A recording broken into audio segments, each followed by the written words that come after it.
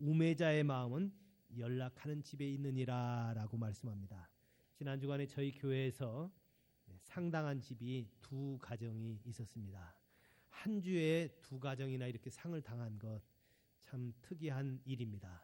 그런데 우리 성도들은 참 지혜롭기 때문에 많은 분들이 거기 가서 참여해서 예배를 드려주고 위로해주고, 그런데 그 다음날 또 상당하고 나니까 그것 가지고 또 토덜거리지 않고 바쁜 중에도 일을 제쳐놓고 가서 예배를 드려주고 그들 위로하고 섬겨주는 것을 보면서 참 우리 행복한 교회 성도들은 참 지혜롭다라는 생각이 들었습니다.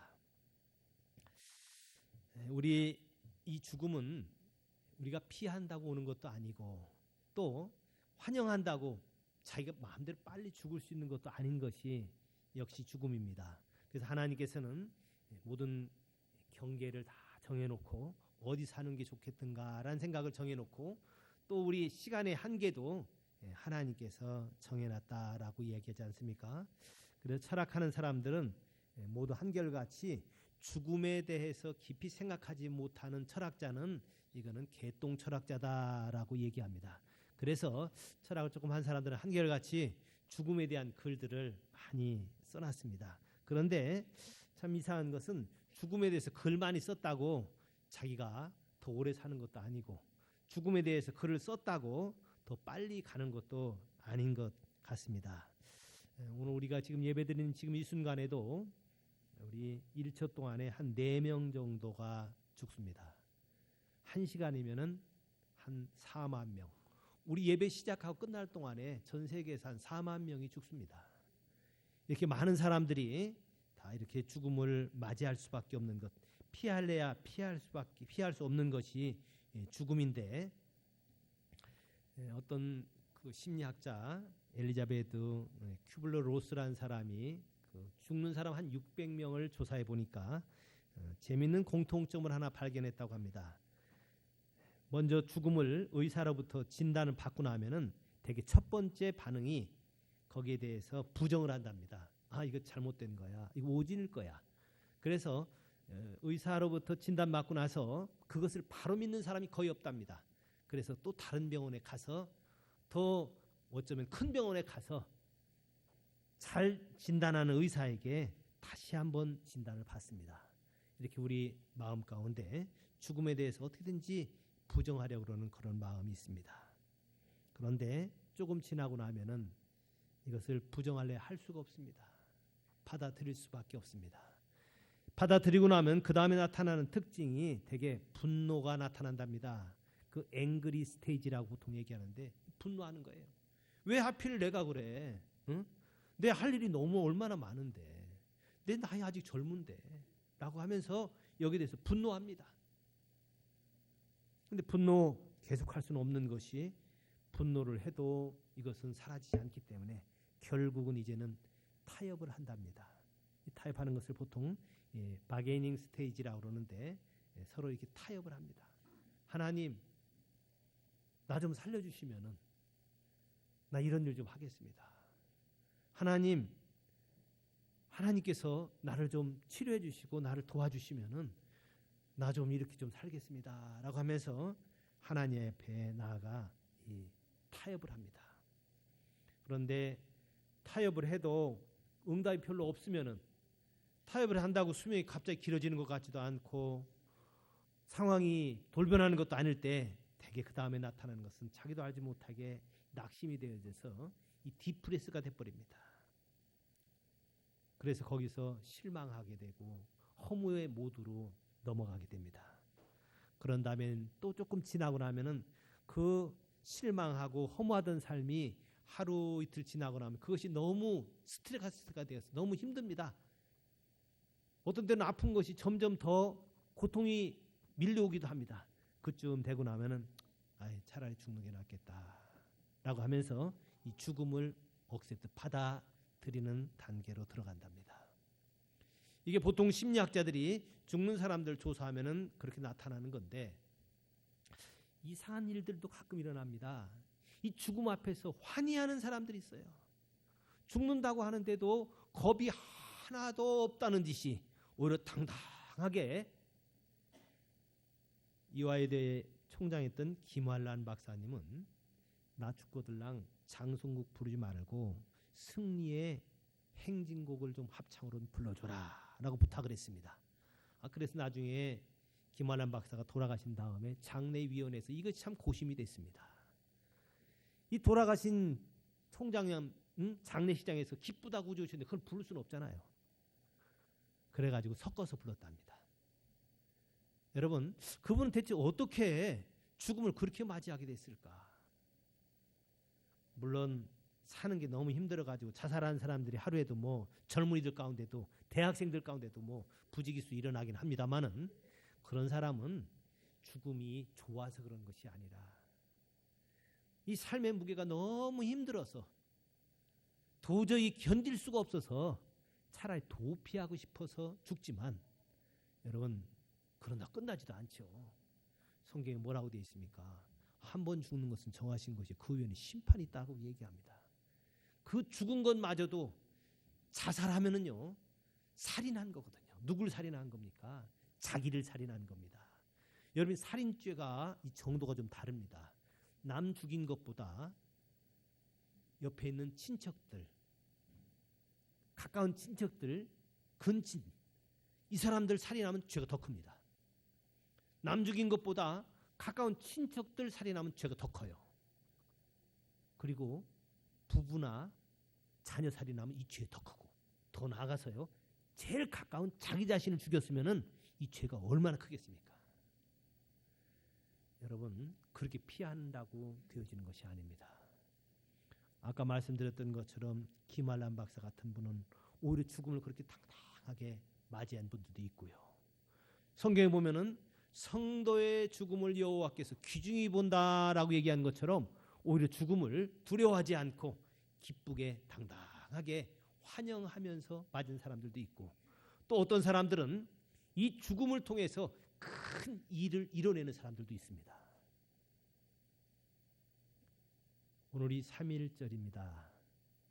우리가 잘 아는 대로 3.1절 1919년에 있었던 이 3.1절 때는 많은 사람들이 나가서 만세 운동을 했습니다. 주로 주도했던 것은 전국의 교회들이었습니다. 통계에 의하면 98% 이상을 교회에서 주도했다라고 얘기합니다.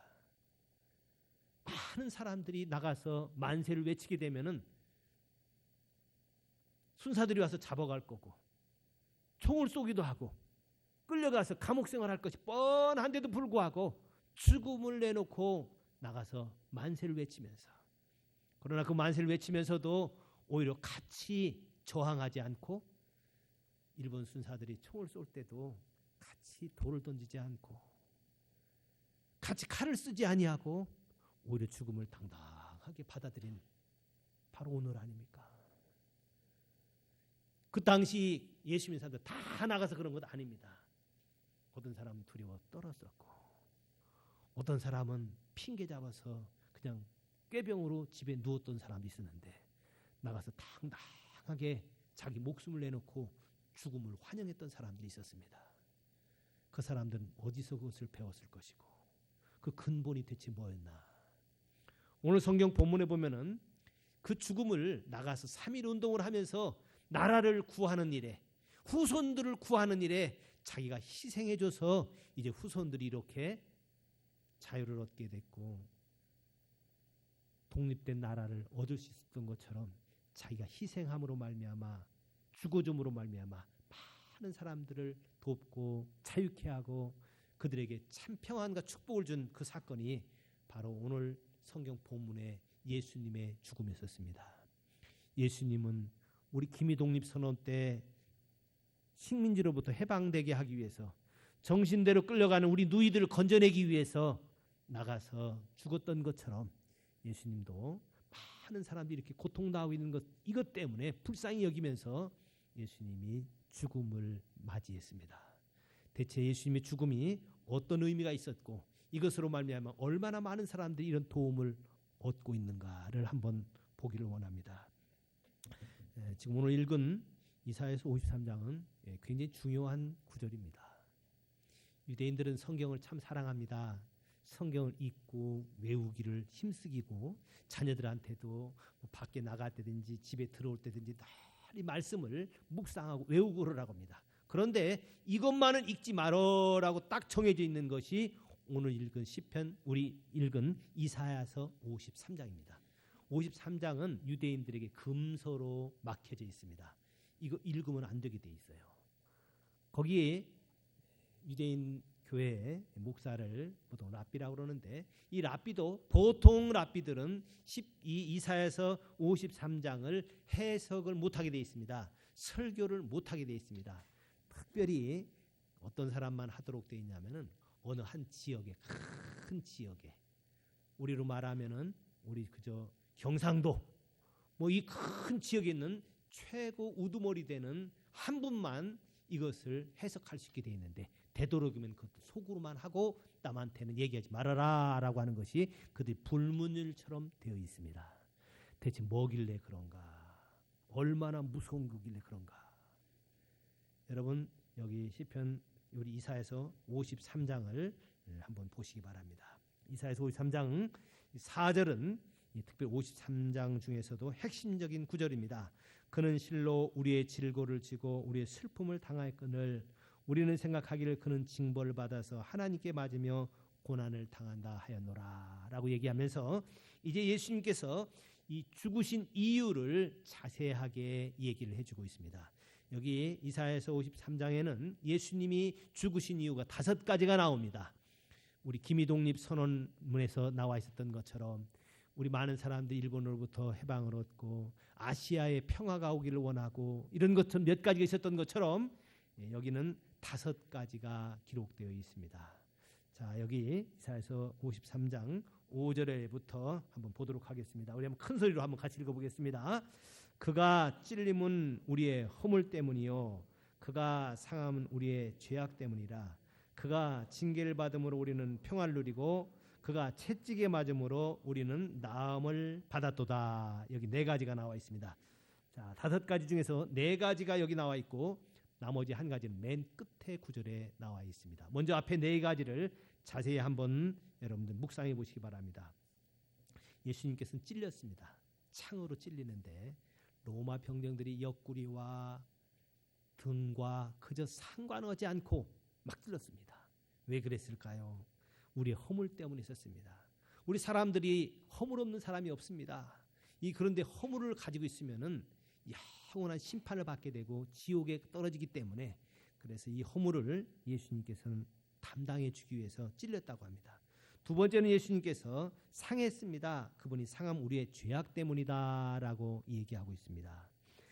이 상함은 우리 마음에 이 본성적인 죄를 두고 얘기합니다. 아직 죄는 짓지는 않았는데도 불구하고 이 안에 타락한 옛 성품이 있는 거예요. 자기는 안 그러려고 그러는데도 욕심이 자꾸 일어나는 겁니다. 자기는 안 하려고 그러는데도 자꾸 교만해집니다. 자꾸 시기가 일어나게 되고 부모님들에 대해서 효하려고 그러는 마음이 자꾸 없어지고 자 이런 것들 우리 마음에 있는 이 죄악들입니다. 이것 때문에 예수님께서는 상했어요. 얼마나 많이 다쳤습니까? 십자가를 지고 가다 넘어지고 무릎이 다 깨지고 피가 쏟아져 나오고 예수님께서 많이 다쳤습니다. 왜요? 우리의 허물과 죄악 때문이었죠.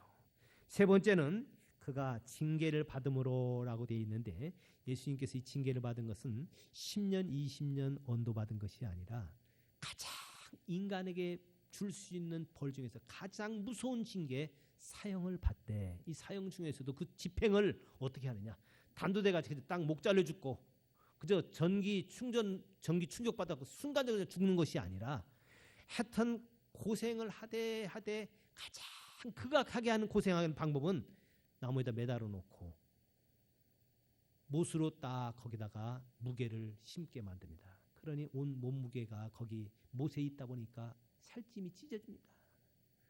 그럴 뿐만이 아니라 옆구리다 창을 찔러서 피가 나오게 되면은 온 몸에 있는 피가 점점 빠지게 되면은 나중에 심장에 피가 들어가지 못합니다. 그러면 피가 들어가지 못해서 심장이 파열되게 돼 있다는 것. 십자가의 고통은 보통 이렇게 해서 한 4시간에서 6시간 정도 고통을 당하면서 죽습니다. 여러분은 그저 가시가 찔렸다고 하더라도 그저 10초, 20초만 해도 그렇게 아픈데 4시간에서 6시간이나 그렇게 고통당하면서 예수님께서 고통을 당했습니다. 이런 징계를 예수님께서 받아서 이런 벌을 받아서 우리와 하나님 사이가 평화가 이제 허락되어진 겁니다. 네 번째는 그가 채찍에 맞음으로 우리는 나음을 입었도다라고 합니다. 로마의 가죽으로 된 채찍은 한 3m 정도 되는 건데 그 가죽으로 된 채찍 중간중간에 동물뼈를 껴가지고 이것을 만듭니다. 동물뼈가 중간중간에 들어가 있기 때문에 꼭 철조망 같이 되어 있습니다. 철조망 같은 것으로 사람을 때리게 되면은 사람의 살찜이 막 떨어져 나가고 보통 그렇게 맞게 되면 눈이 뽑히기도 하고 온 몸이 그저 걸레처럼 되어지는 것이 그 당시 보통 채찍에 맞는 겁니다. 예수님께서는 한 200대 정도 채찍에 맞았다고 합니다. 온 몸이 머리부터 발끝까지 성한 것이 거의 없었을 겁니다. 그럼 왜 예수님께서 창으로 찔리고 가시면류가 찔리고 그렇게 고통당할 뿐만 아니라 왜 이렇게 채찍에 맞았느냐? 성경에 채찍에 맞음으로 우리가 나음을 입었도다라고 되어 있는데 이 나음은 원문에 보면은 모로파이라고 되어 있는데 이 모로파이라는 얘기는 치료가 됐다 그런 뜻입니다. 병이 나았다 그런 뜻입니다. 그래서 성경에 보면은 예수님이 병 고쳐준 것이 굉장히 나와 있습니다. 문둥병도 고쳐주고요. 심지어는 죽은 사람까지 살리는 일들이 예수님 가운데 많이 있었습니다. 그때마다 모로파이라고 되어 있습니다. 치료가 됐다. 어떻게? 예수님께서 그렇게 많은 채찍에 맞음으로 말미암아 물과 피를 다 쏟음으로 말미암아 그래서 우리는 병이 나았다라고 되어 있습니다. 여러분 예수님께서는 우리의 죄만 담당한 것이 아니라 하나님과 우리 사이에 원수되었던 것 부모를 부모로 여기지 않고 무시함으로 말미암아 하나님과 우리 원수 사이가 된 것. 여러분 예수 안 믿는 사람들은 거의 다 하나님을 원수처럼 생각합니다. 교회 오라고 그러면요 안 가려고 그래요. 왜 안 가는 줄 압니까? 시간 뺏어가는 아주 원수인 줄 알아요. 자기 돈 뺏어가는 헌금하라고 하는 그런 나쁜 분인 줄 알아요. 그리고 그분 믿고 나면은 자유를 완전히 뺏어가지고 내 마음대로 살지 못하고 그냥 광신자가 돼가지고 자유를 완전히 빼앗아가는 그런 나쁜 분인 줄 압니다. 하나님과 원수 사이가 됐기 때문에 그런 거예요.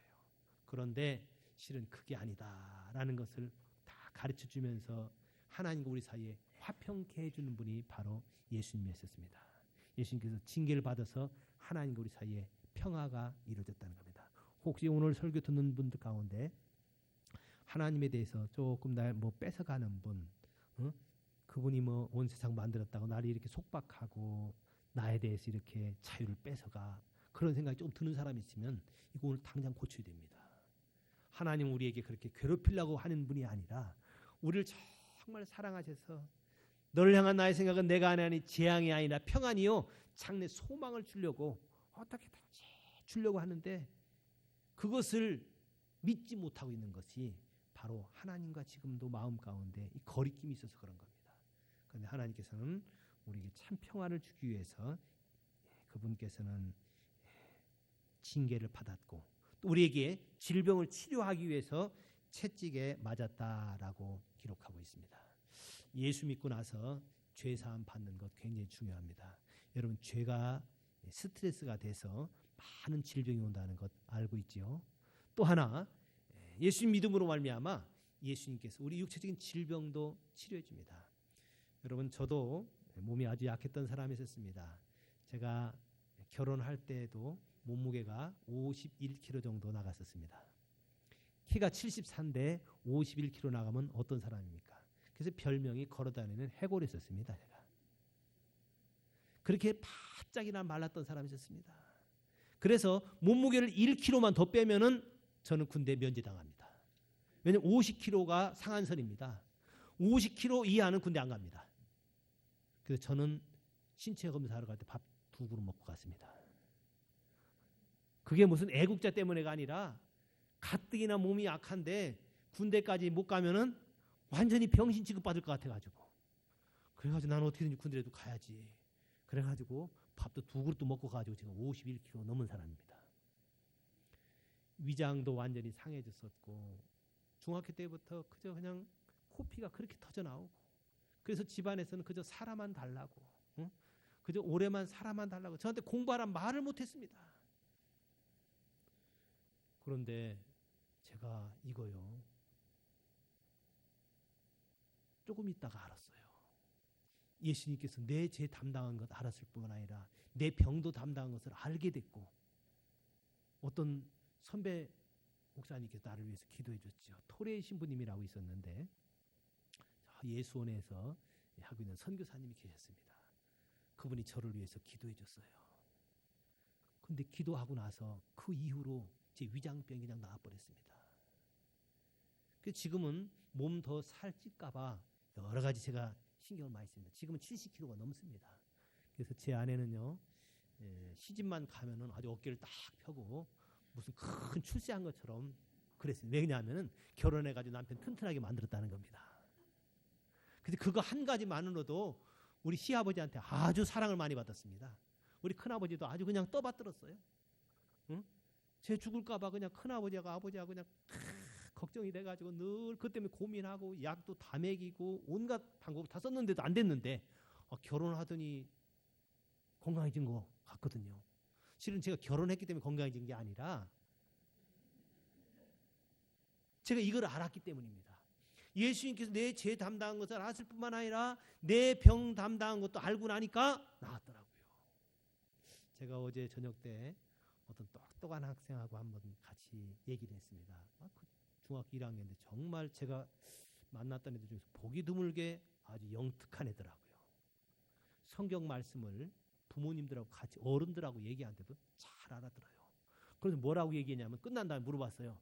자, 너는 오늘 목사님이 성경 얘기를 쭉 강의해 준 것 소감이 어떠냐 했더니 신기하네요. 그러더라고요. 그래서 제가 그 꼬마에게 물어봤습니다. 너는 길거리 지나가다가 5만 원짜리하고 만 원짜리가 있으면 어떤 거 주겠느냐 그랬더니 너무 쉽잖아요. 중학교 1학년이니까 만면의 미소를 띠면서 5만 원짜리 주실 겁니다. 그 얘기를 하더라고요. 그런데 조금 있으니까 옆에 있는 부모님 뭐라 하냐면 2개 다 주셔야지. 여러분 그렇지요? 길거리 지나가다가 5만 원짜리하고 만 원짜리 있으면 어떤 거 줬을 겁니까? 2개 다 줬지요. 여러분 예수 믿으면은 예수님께서 우리들의 죄를 담당해 줬을 뿐만 아니라 우리 질병도 치료했습니다. 근데 또 거꾸로 어떤 사람은 길거리 지나가다가 5만 원짜리하고 만 원짜리 어떤 거 주실래? 그러면 만 원짜리 주실래요? 그래요. 왜 그러냐면은 사람들이 보고 있으니까. 여러분 5만 원짜리 안 주고 만 원짜리 준 사람이 있는데 이건 꼭 뭐냐면은 예수님께서 내 죄 담당했고 내 병도 담당했는데 2가지 다 했는데 죄 담당한 건 안 믿고 그저 병만 낫기를 원하는 사람들입니다. 왜냐하면요, 죄 사함 받으면 천국 가는 거거든요. 천국에서 영원히 사는 거거든요. 죄 사함 받으면 하나님의 자녀가 되는 거거든요. 모든 것을 다 얻게 되는데 그거는 놓치고 그냥 병만 나으려고는 아주 조금 못 지혜로운 사람들이 있습니다. 오늘 여기 예배하는 저와 여러분은 5만 원짜리하고 만 원짜리 다 갖기 바랍니다. 예수 믿어서 죄사함도 받고 예수 믿어가지고 병도 낫는 저와 여러분 되시기 바랍니다. 근데 어떤 사람은요, 예수 믿다 무슨 병이 낫고 예수 믿다 무슨 죄가 사함받아 그런 사람이 있습니다. 아닙니다. 그래서 예수님께서 죽은 거예요. 여러분 유관순 여사가 심심해서 나가서 그냥 날구지했습니까? 여러분 아닙니다. 우리 독립하게 하기 위해서 나가서 죽으면 죽더라도 대한 독립 만세라고 옛날에 이화학당 다녔죠. 교회에서 아주 독실한 신앙이 있기 때문에 나도 예수님처럼 다른 사람을 위해서 목숨 내놓고 이렇게 해야지라고 했던 것처럼, 그래서 예수님이 다른 사람들을 위해서 죄 담당해주고 예수님이 다른 사람들을 위해서 병을 짊어진 겁니다. 우리 병 낫게 하기 위해서 그렇게 그분이 채찍에 맞은 거예요. 그래서 그거를 믿으면은 사함 받습니다. 예수님께서 내 죄 담당했다는 걸 믿으면 죄 사함 받고 예수님께서 내 병도 담당했다는 것을 믿으면은 병도 낫습니다. 여러분 이 2가지를 함께 꼭 이루시기 바랍니다. 그런데 이 성경 이사야서 53장 끝에 보면은 또 하나 나와 있습니다. 또 하나 나와 있는 것 12장 끝에 한번 보도록 하겠습니다. 12장 끝에 맨 마지막 절입니다. 자, 12절을 우리 한번 같이 읽어보겠습니다. 12절에 보면은 예수님께서 또 해주신 거 하나 큰 게 나와 있습니다. 12절 같이 읽겠습니다. 그러므로 내가 그에게 존귀한 자와 함께 몫을 받게 하며 강한 자와 함께 탈취한 것을 나누게 하리니 이는 그가 자기 영혼을 버려 사망에 이르게 하며 범죄자 중 하나로 헤아림을 받았음이리라. 그러나 그가 많은 사람의 죄를 담당하며 범죄자를 위하여 기도하였느니라. 이사야서 53장이 유대인들에게 금서로 정해졌다고 하는데 맨 마지막 결론에 나와 있는 것이 위하여 기도하였느니라. 크게 얘기하면 5가지였죠. 첫 번째 뭡니까? 그가 찔림 우리의 허물 인하며 그가 상함은 우리의 죄악을 인함이라. 그가 징계를 받음으로 우리가 평안을 누리고 그가 채찍에 맞음으로 우리가 나음을 입었도다. 그 다음에 마지막으로 그가 위하여 기도했다라고 얘기하는 겁니다. 이 5가지가 너무 길어서 여러분들 어려울 수 있습니다. 그래서 3가지만 말씀드립니다. 우리의 죄와 허물 때문에 합쳐서 죄와 허물 이것 때문에 그 다음에 우리를 평화까지 같이 얻는 거죠. 그 다음에 우리의 죄를 담당했을 뿐만 아니라 우리의 질병을 짊어지시고 그 다음에 3번째는 우리를 위하여 기도하시는 것. 그분은 죽으시는 것이요 우리를 위하여 기도하면서 죽었습니다. 끝까지 십자가에서 죽으면서도 저들의 죄를 저들에게 돌리지 마옵소서라고 하면서 기도했습니다. 여러분, 기도는 예수님께서 우리를 위하여 하신 그렇게 중요한 일입니다. 그래서 우리도 예수님께서 하셨던 이 크게 얘기한 3가지를 꼭 이루시기 바랍니다. 첫 번째, 우리들의 죄를 예수님께서 담당한 것을 믿으시기 바랍니다. 예수님께서 우리 병 담당한 걸 믿으시기 바랍니다. 또 예수님께서 우리를 위하여 기도한 것을 기도 응답을 믿으시기 바랍니다. 예수님이 우리를 위해서 기도하고 있어요. 이 땅에서 죽을 때까지 맨 마지막 숨 끊어질 때까지 기도했을 뿐만이 아니라 지금도 하늘 보좌 우편에서 우리를 위해서 기도하고 있습니다. 우리가 죄 짓고 나면 우리 죄를 위하여 기도합니다. 우리가 아프고 나면 아픈 걸 위해서 기도합니다. 지금도 예수님께서는 기도해 주고 있어요. 또 성령 하나님도 또 기도해 줍니다. 성령은 말할 수 없는 탄식으로 우리를 위해서 기도해 준다고 돼 있어요. 자, 그럼 우리가 기도하면 어떻게 됩니까? 2-3 사람이 내 이름으로 모인 곳에 함께 있다라고 얘기했는데 내가 기도하면 저 하늘에서 예수님이 기도해 주고 성령님이 기도해 주고 셋이 기도하는 겁니다. 합심 기도죠. 한 사람이면 패하겠거니 삼겹줄은 끊어지지 않는다고 돼 있어요. 내가 기도하면은 이제 예수님도 하늘 보좌 우편에서 기도해 주고 성령님도 함께 기도해 주니 이 기도 응답이 일어나게 돼 있습니다. 어떤 사람은 이게 모질란 줄 알아가지고 이게 부족한 줄 알아가지고 마리아한테 부탁하는 경우 있어요. 마리아님 나를 위해서 좀 기도해 주소서라고 천주교인들은 그렇게 기도합니다. 또 그거에 모질라가지고 성 프란체스코여 나를 위해서 기도해 주소서. 먼저 돌아가신 김대건 신부님 나를 위해서 기도해 주소서. 또 어떤 사람들은 한경직 목사님 나를 위해서 기도해 주세요. 물론 그분들이 천국에 있기 때문에 우리가 기도하면 그분들이 듣고 그래 기도해 줄게. 아마 기도해 줄 거라고 저는 생각해요. 그런데 가끔 어떤 사람들은 그 사람들에게 나를 위해서 같이 좀 기도해 주세요가 아니라 그 사람들에게 기도하는 사람이 있어요. 어리석은 사람들은 그냥 마리아한테 기도해요. 여러분 마리아한테 기도하는 게 이게 원칙이 아닙니다. 제 얘기가 아니라 천주교 신부님 하시는 말씀이 천주교인들이 무식해가지고 자꾸 마리아한테 기도한다는 거예요. 마리아한테 기도하는 게 아니고 마리아한테 나를 위해서 좀 같이 좀 기도 좀 해달라고 얘기하는 거지. 마리아여 나에게 죄 용서해 주세요. 마리아여 나 천국 보내줘. 그게 아니라는 겁니다. 마리아님 나하고도 좀 같이 기도해 주세요. 그 얘기 부탁하는 거라는 겁니다. 그러니까 마리아한테만 하는 것이 아니라 많은 성인들에게도 다 부탁을 합니다. 천주교에서는. 천주교 미사에 가보면은 천주교에서는 마리아에게 기도해달라는 것은 사실 적고 다른 성인들에게 부탁을 많이 합니다. 많은 성인, 우리나라에도 성인이 수백 명이 나왔잖아요. 요전에 교황이 와서도 우리나라에 153명인가 그 복자들 성인으로 인쳤습니다. 그 사람들에게 다 기도 부탁을 하는 거라고 얘기해요. 그런데 실은 그것보다 더 좋은 것은 뭡니까? 예수님에게 기도 부탁하면 되잖아요. 제일 높은 사람에게 부탁하면 좋잖아요. 하나님께 부탁하면 최고잖아요.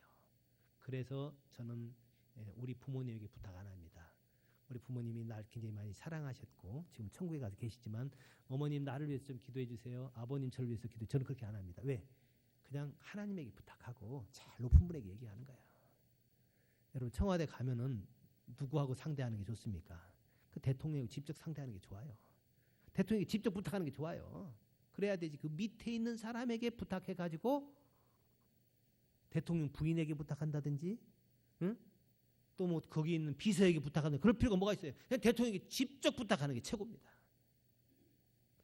여러분 그래서 우리 기도할 때 예수님에게 또는 성령님에게 그분이 우리를 위해서 기도해 주기 때문에 그 기도 우리 하나님 앞에 같이 드리는 겁니다.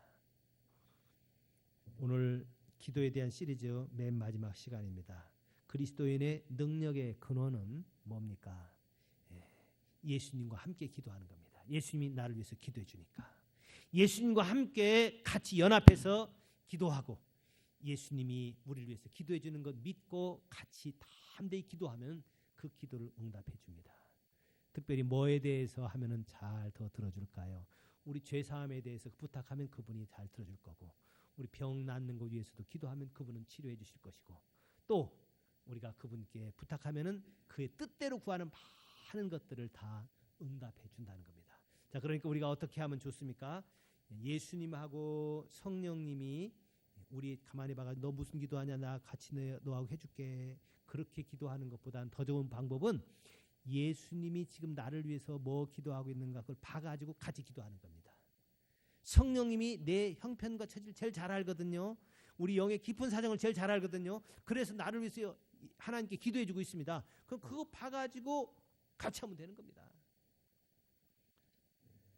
음식점에 가서 음식 처음 먹을 때 전혀 모르는 거 나오면 어떡합니까? 눈치를 딱 봐가지고 옆에 사람 먹는 대로 같이 먹는 겁니다. 그러면 되는 거예요. 그래서 나는 내 사정 잘 모르거든요. 내 앞일을 어떻게 합니까? 하나님은 다 아세요. 예수님은 다 아십니다. 성령님은 다 아십니다.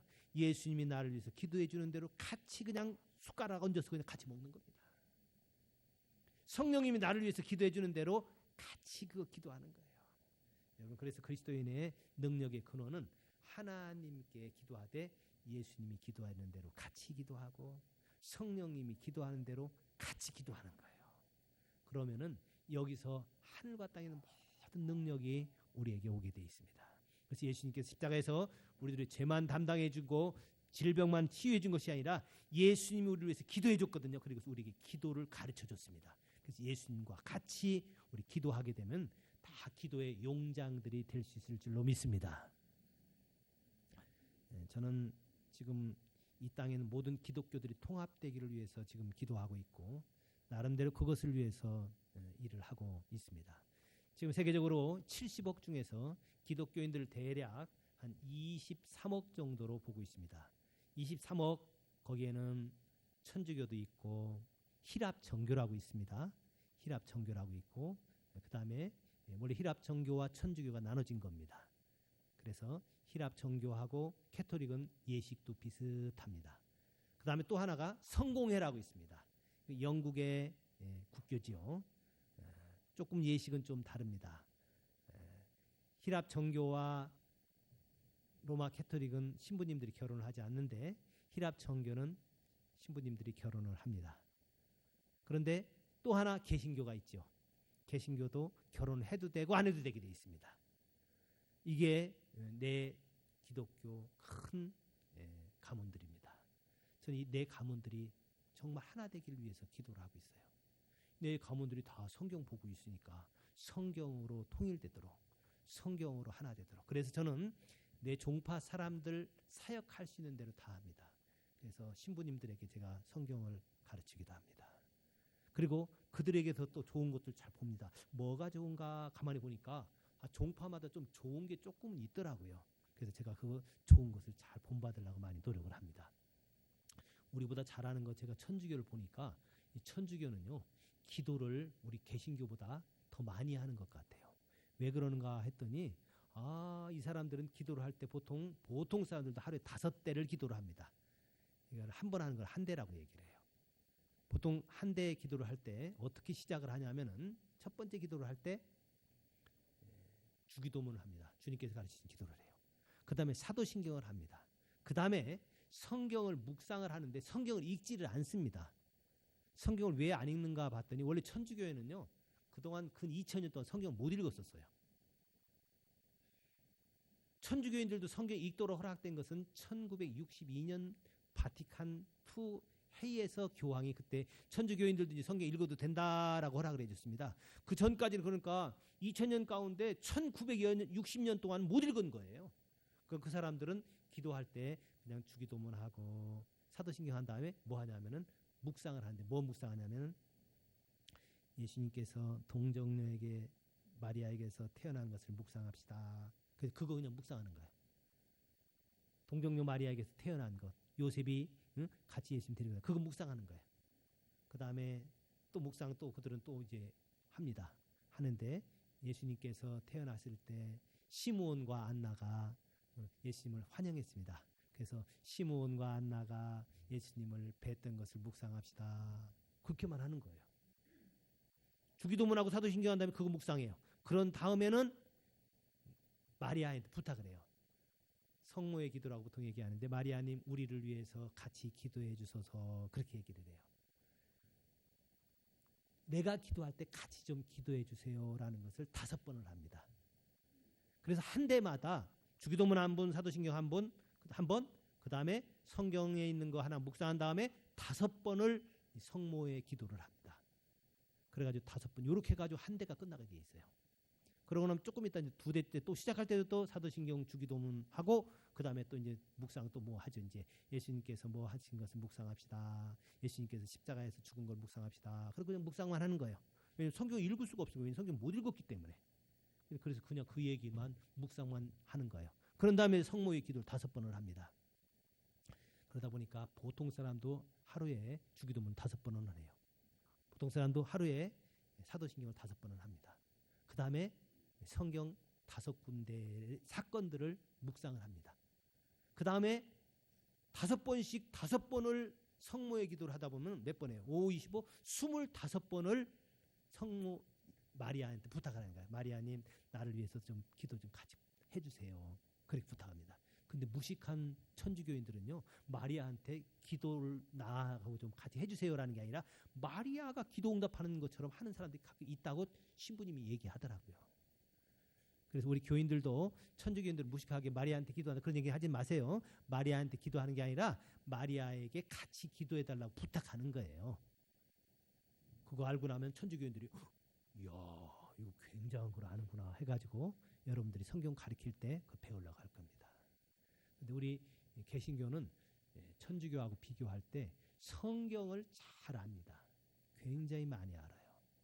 왜냐하면은 우리 개신교는 성경이 모든 사람들이 다 읽을 수 있는 것으로 알고 있습니다. 만인 제사장이기 때문에 모든 성도들이 성경을 다 읽을 수 있다고 돼 있어요.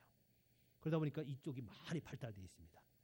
천주교인들은 이제 그쪽이 좀 발달이 안 됐고, 그래서 제가 생각하기에 그래 우리 모든 기독교가 합치려면은 성경은 개신교가 제일 잘하니까 성경은 내가 가르칠게. 그래가지고 저는 신부님들이나 이런 사람 있으면은 당연하게 제가 내가 잘하는 거로 여러분 할 테니까 하겠습니다. 해가지고 이거 제가 성경을 그분들에게 도와드립니다.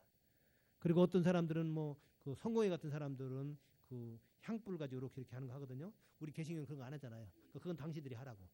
그 주로 뭐 하는 거냐면 귀신 쫓는 거로 한대. 그럼 그걸 하라고 그거는. 그건 자기들이 잘하는 거로 하고. 또 각자 잘하는 거 다 열심히 하고 우리는 하나님의 말씀을 그들에게 가르쳐서 그래서 말씀대로 온 기독교가 하나 되자. 제가 그 운동을 펴고 있습니다. 그래서 뭐 부산에서 이상하게 WCC 운동하면서 푸닥거리 같은 거 하는 거 그건 잘못된 거예요. 성경에 있는 대로 해가지고 하나 되고 통일되지 않을까. 자 이제 말씀을 마칩니다. 우리 천주교인들이 기도를 하루에 5대 하는 것처럼 우리도 하루 5번씩 기도하시기 바랍니다. 우리 주보에 나와 있잖아요. 하루 5번씩 기도해야 됩니다. 3번 기도하라고 돼 있지만 우리 5번씩 더 기도합시다. 어떻게 기도하면 제일 좋을까 했더니 아침에 일어나면은 한 대 기도하는 거예요. 주기도문 하고 사도신경 한번 하세요. 그 다음에 여러분들 성경 여러분들 읽어도 되니까 성경 읽으세요. 성경 읽으세요. 뭐 많지 않다고 하더라도 그저 그냥 한 절이라도 읽고 그 다음에 아침 먹고 또 한 번 해요. 점심 먹고 한 번 해요. 저녁 먹고 또 한 번 해요. 그 다음에 맨 마지막에 하나 남은 건 언제예요? 자기 전에 하면 됩니다. 이게 5번 한다면은 주기도문도 5번 하는 거고 사도신경도 5번 하는 거고 성경도 5번 읽기 때문에 와 이거는 놀라운 하나님의 역사가 있는데 근데 시간을 너무 길게 하지 말고 짧게 해가지고 하면은 우리 예수님께서 우리에게 기도의 능력을 줬던 것처럼 지금도 예수님께서 우리 죄와 모든 질병을 담당했던 것과 함께 기도의 문을 열어줬던 그 기도의 특권을 누릴 수 있습니다. 이제 내일부터 저희들이 한 달간 금식하면서 기도합니다. 금식하면서 기도할 때 아침이나 점심 2끼를 금식하고 저녁 때는 해지거들랑 먹으면 됩니다. 그렇게 금식을 하는 겁니다. 특별히 그거 할 때 뭐를 위해서 많이 기도해 줘야 되겠습니까?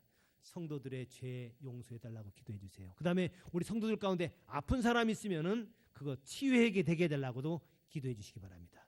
그 다음에 또 하나 세 번째는 크게 뭐예요? 기도의 능력을 달라고 기도해 주세요. 기도의 능력.